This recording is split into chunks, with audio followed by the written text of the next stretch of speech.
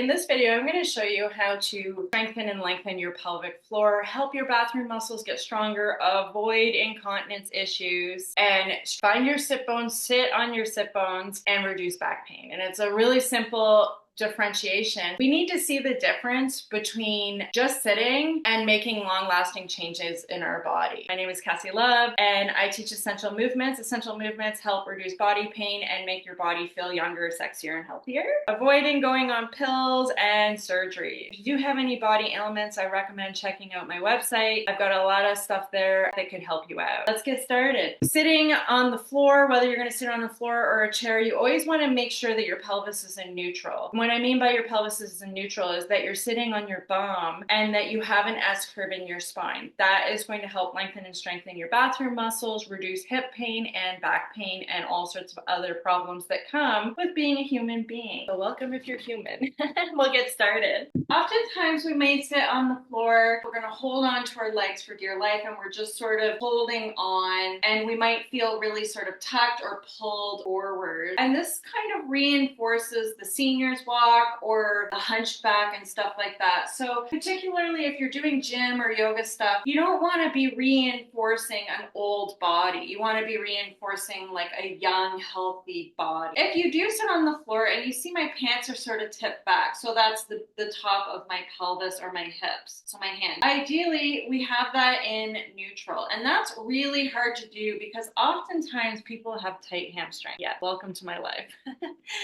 So whether you have whether it's easier or not, I'll start on the floor and then I'll make my way up onto the block. So the exercise is known as the click clack, and it's really just to create a motor skill so that your brain and your body can communicate better, and we just have better body awareness. Feet forwards, knees bent, arms locked and straight. Hold on to your shins and push your feet into the floor.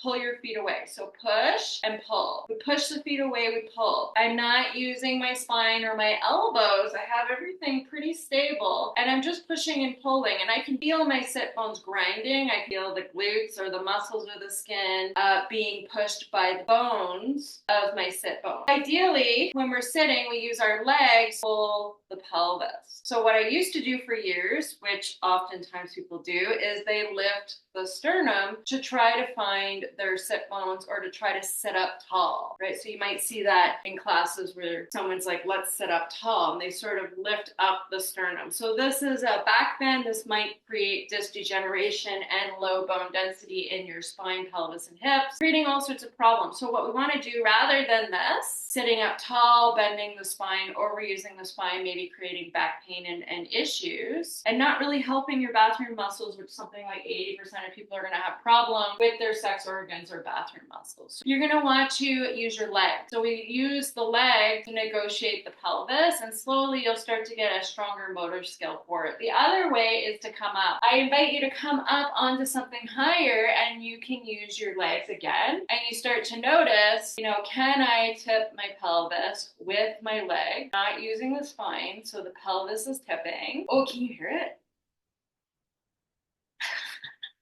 Okay, I can totally hear my sit bones were like, click, clack.